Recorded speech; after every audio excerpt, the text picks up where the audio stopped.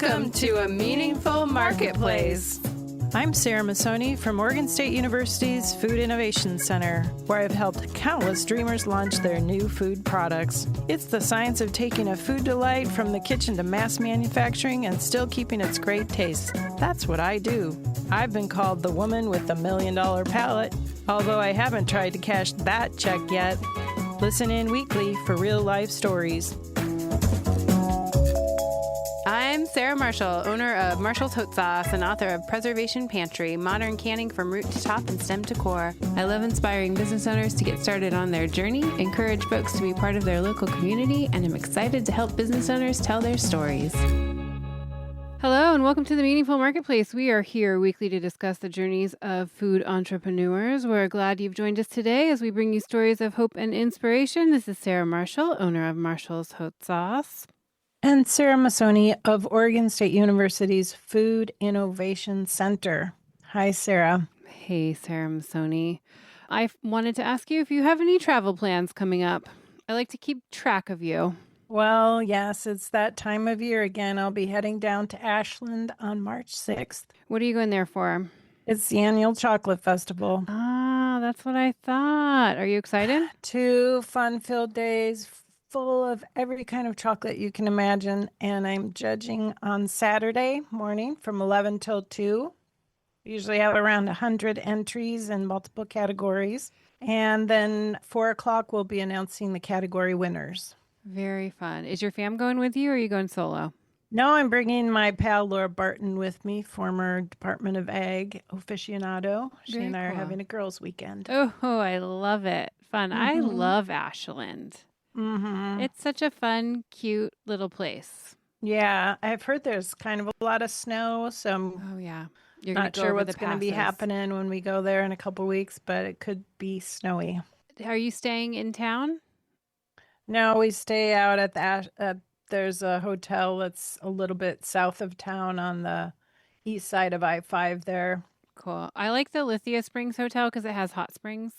I don't know if you've yeah. ever stayed there, but maybe next time. It's really cool. Well, it's hosted by the hotel group down there, yeah. and So the you don't whole get to chocolate pick. festival and everything's in the same place. Well, if you're ever driving through Ashland and you need somewhere to stay, that's my recommend because it has hot springs in the pool area. Whoa. And it's like natural hot springs. So, it kind of smells sulfury, but it's really good for your bod, And then Yeah. then each hotel room has like a soaking tub that you can soak What? Hey, It's do you have cool. any restaurant recommendations down there in Ashland. lovely Ashland? I'm sure I do, You can get back to me but on I'll that. have We to got get time. back to you. I can't think of any right this second, but also when I'm down there, usually I'm with my daughter, so it's more like kid zone restaurants. So we probably eat a lot of carbs, which are not usually your deal. Yeah. It's like okay. all pasta all the time, but I'll think about it. I'll think about what I would eat if I was there with you, and I'll text you.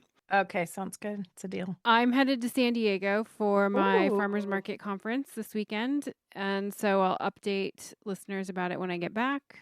What are you talking about? Well, I run the vendor track there, so I introduce all the people that are there, talking about all things vendor-ish at the farmers market conference. So we talk about things like applying to farmers markets, making your table look good, selling to customers in a way that doesn't feel gross, things like that.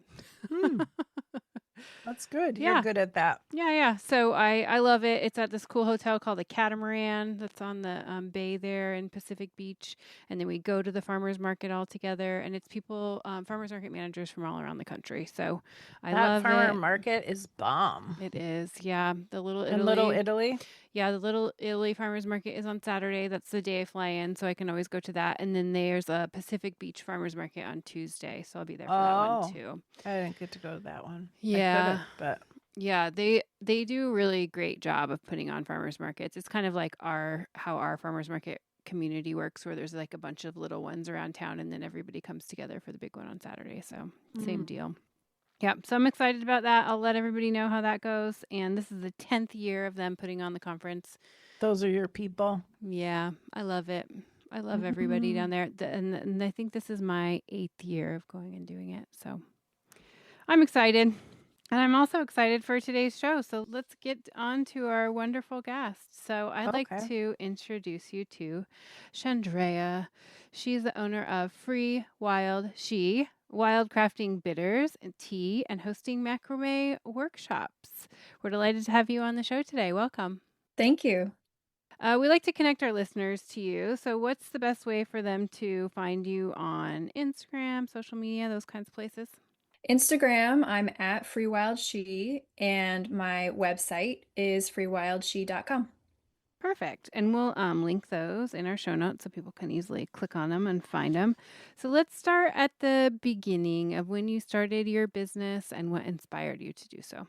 So, before I started my business, I was trying to be healthier and learn about what my body needed and eat better. And I learned how to make bitters and tea. Besides eating a plant, infusing it in a liquid is the easiest way to get the nutrition out of plants. And bitters and tea are both infusions. Bitters are infused in alcohol generally, and tea infused in water. I like to call them cousins because they're made the same way. And at the same time, I was kind of going through a bit of a life transition, and making bitters and tea for myself was really empowering. And it also felt sort of like a special kind of self-care. I was giving myself permission to use plants and take care of myself. And I wanted to share that experience with other people. So in 2019, I started making my first blends and signed up for the farmers market. And that first farmers market, I completely sold out of everything. And that was the beginning. That's so That's awesome. I amazing. love that. I recently saw you in San Diego at the Good Food Mercantile. And I wanted to compliment you on your booth because you have a really lovely display. Thank you. And we talk about these kinds of things on the show about how important it is to have your display kind of show off who you are as a business, what you're doing, without you being there. So if somebody else was running your booth and you weren't there to say what it is that you do, I think that your booth would do a good job of showing off your product and kind of describing who you are as a person. So I wanted you to describe how your booth setup looks and why it is you made those choices to display your booth that way, because it probably wasn't easy to bring all that stuff down there to San Diego either. My booth, I have a lot of moss and like sticks and things that are reflecting the name Free Wild She.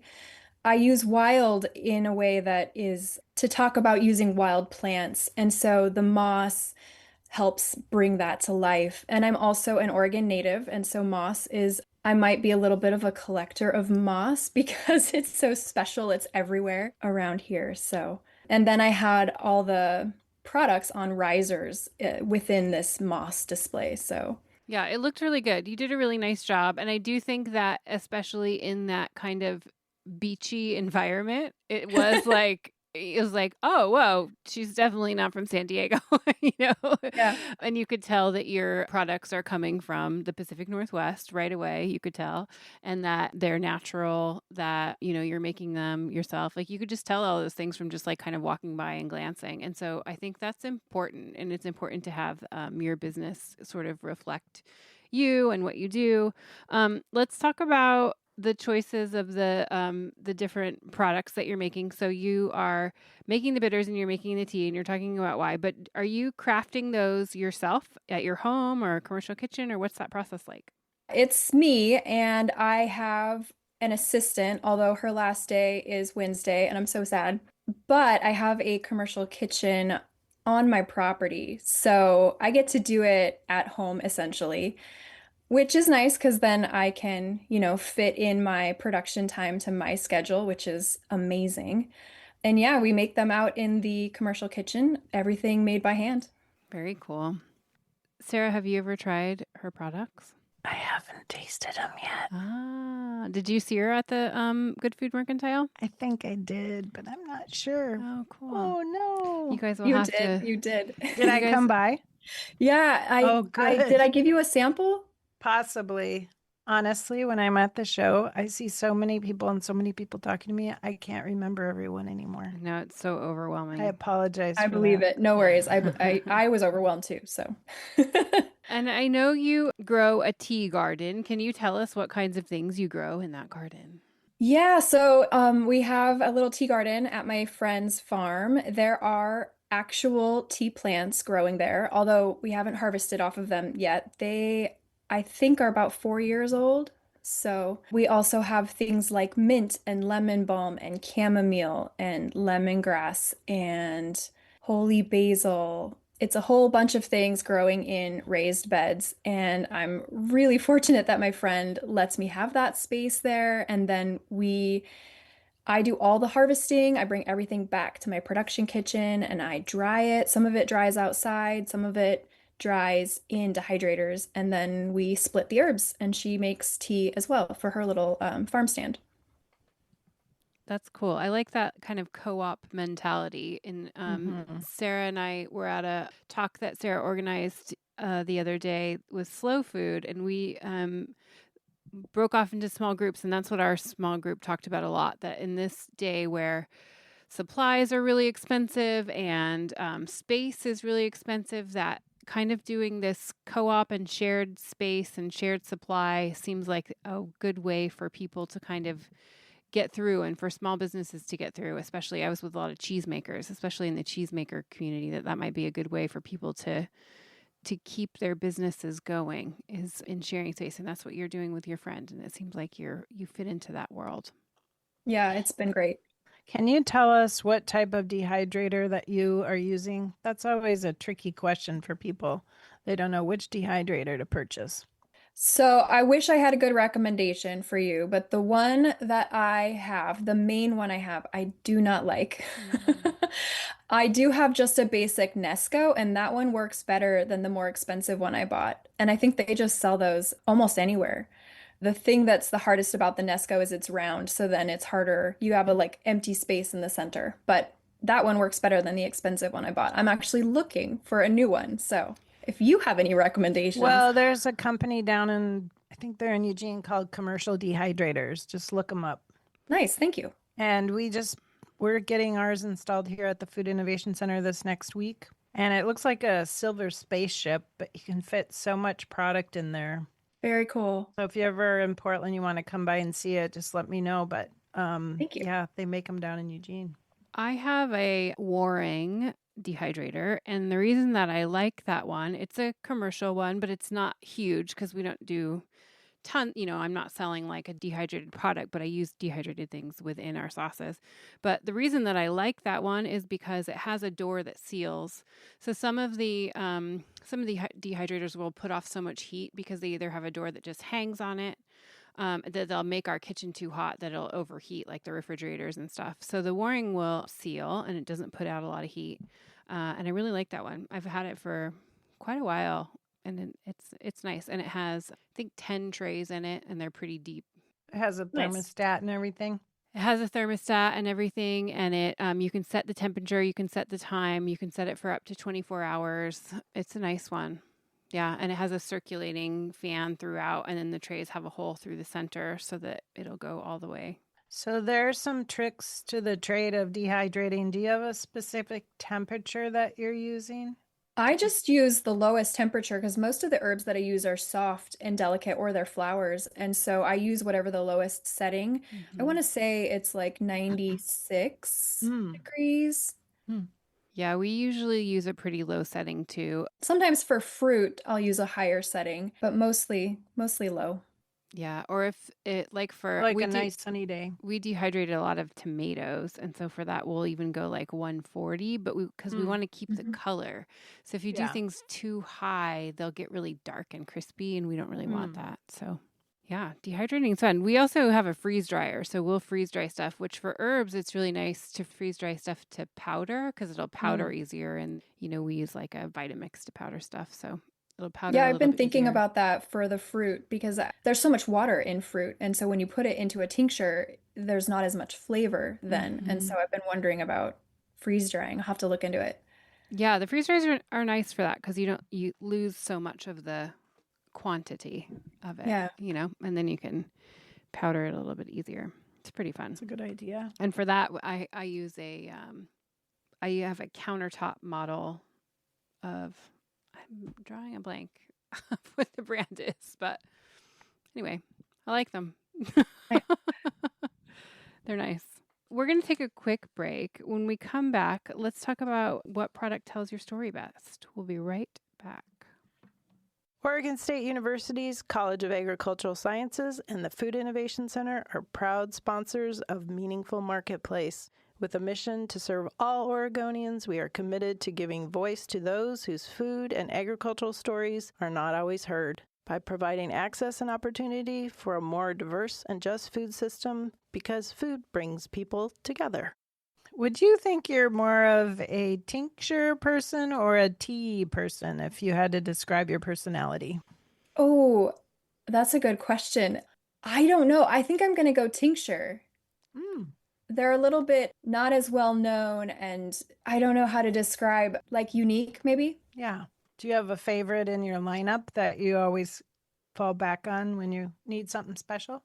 Cardamom bitters are my favorite, and the cardamom rose green tea. I may have a little bit of a thing with cardamom. It's popular. But are you like Swedish or Norwegian? Because that's what Yes. those folks like. So Yes, I do. That is the main thing in my heritage. yeah. And I think those flavors from our family are super important when we're looking at foods and things that we make to sell because we really believe in them. Yeah. Yeah. What's your favorite thing to do with bitters? I mean, other than put it in a cocktail, what do you like to do with it? Yeah, just simply putting it in sparkling water. A lot of people don't know that bitterness stimulates your digestion. And so a little bit of bitters in just tap water or sparkling water around a meal can help you digest your food better. I don't think people know that. I think people just think about it like to put in a drink. Totally. Yeah, that happened about 200 years ago, probably a little more than that, where the bitters blends were so bitter that you couldn't take them on their own. And so someone's like, oh my gosh, I'm going to put some whiskey in there so I can take it. And then they were like, it's great with whiskey. So it changed like how people were using it. Definitely. Yeah. I wanted to hear more about your macrame and macrame classes that you teach because I think it's a good community bonding activity that you host. Yeah. So when I'm popping up in person, I also sell macrame. I do a lot of plant hangers. And one of the reasons I started doing macrame before I sold it was because it is so relaxing. It's like meditative. So it helps shut my brain off. And I work a lot. So I needed help with that. And then I brought it with me to the farmer's market. And my friend was like, oh, are you selling that now? And I was like, oh, I could sell this?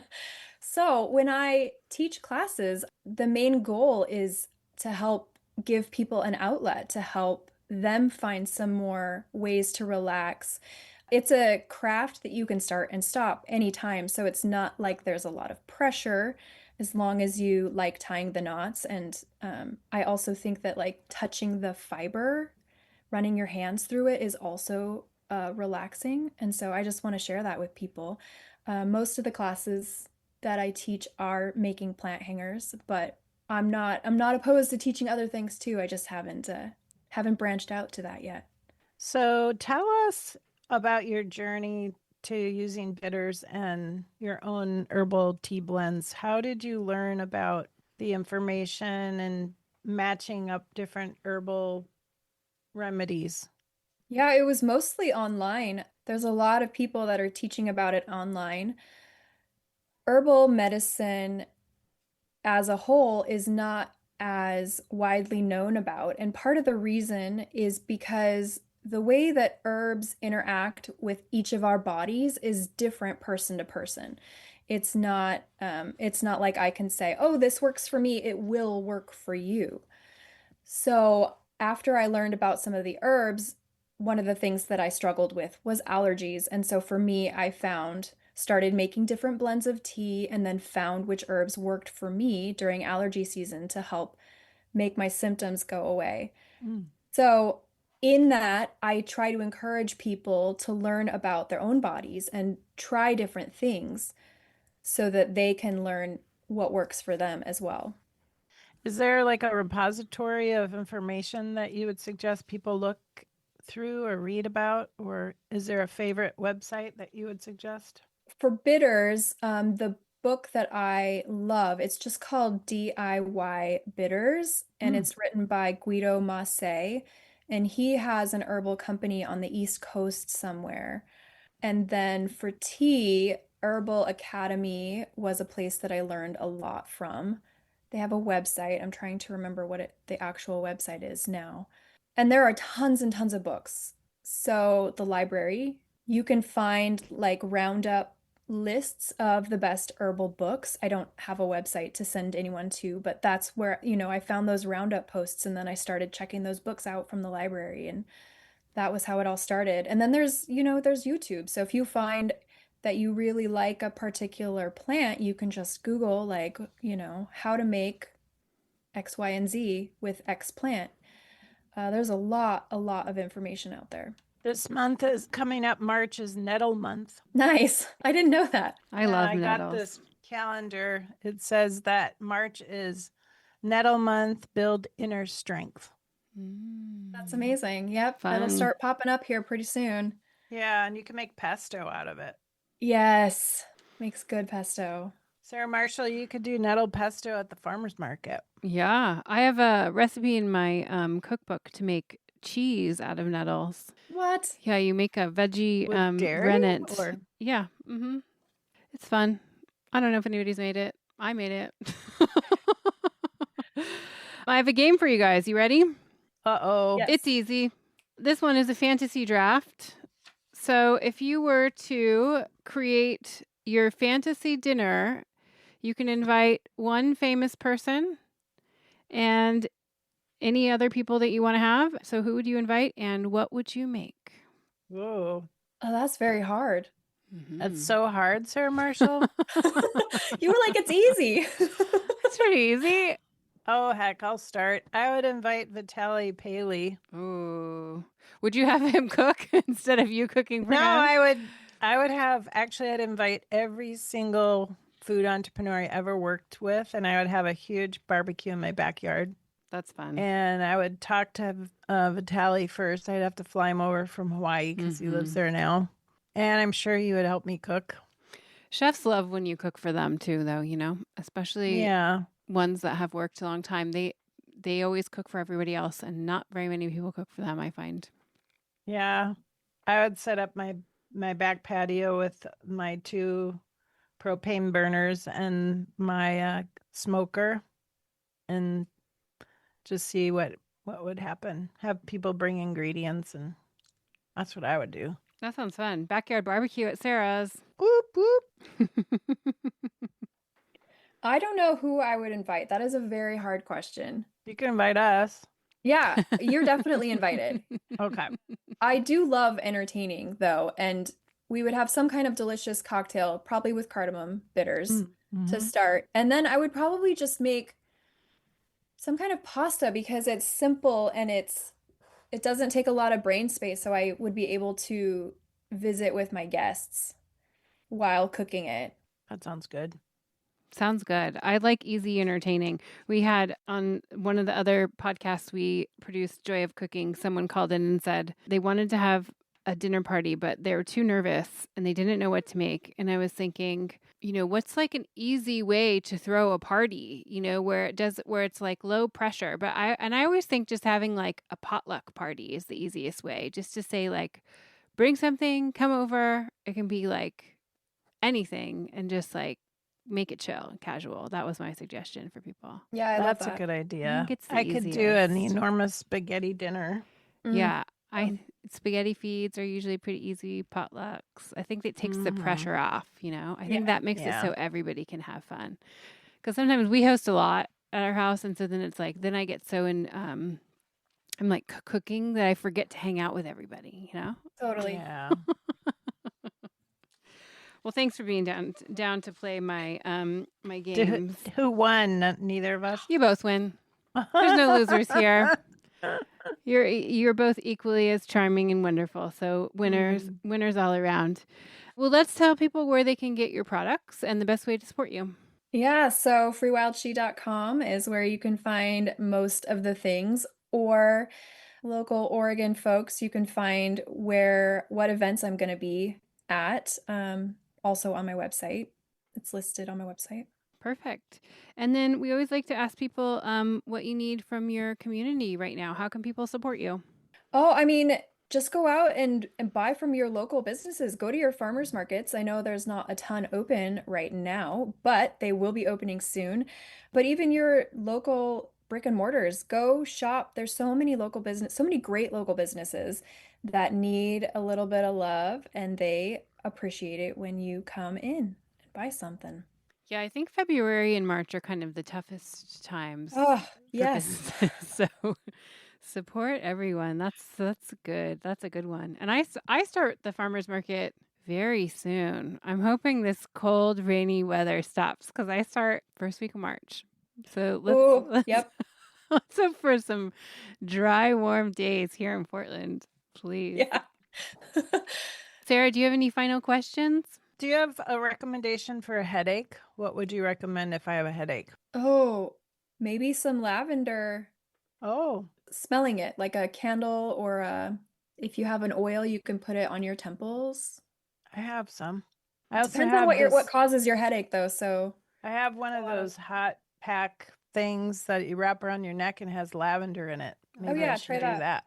Yeah. Okay. Sometimes she gets headaches from the cleaning chemicals they use where she works. So I do I think believe that's it. a good idea to have lavender around because then you would smell that instead of the That's a good chemicals. idea. Mm-hmm. Yeah, if you had lavender essential oil, you could drip it into like a mask and wear it. Yeah, then you'd smell that instead of the cleaning chemicals. That's such a good idea. Well, it was great to hear your story and talk to you today. I'm glad that you were willing to come on the show and that we could chat with you. And I hope everybody finds you on Instagram and supports your business. And it was so fun to hear your story today. Thank you. I had fun. And thanks to our listeners for tuning into the show. You can find us and rate us on Apple Podcasts and iTunes. You can follow us on Instagram and YouTube at Meaningful Marketplace Podcast. You can also call or text Sarah and I with questions at 503-395-8858. We couldn't do this without our fantastic team at Joy of Creation Production House. And we will be back next week, everybody. Thanks for joining. Bye. Bye for now. If you love the stories we bring you each week, please consider supporting us on Patreon. As an independent media company, your support is absolutely essential. It allows us to continue creating high-quality professional episodes that amplify the voices of women, small business owners, writers, artists, and creatives, and keep their stories free from commercial pressure. By becoming a Patreon member, you're not just supporting us, you're investing in the future of independent media. Please visit patreon.com/The Joy of Creation Production House to join our community today. Thank you for listening and supporting our podcast dreams.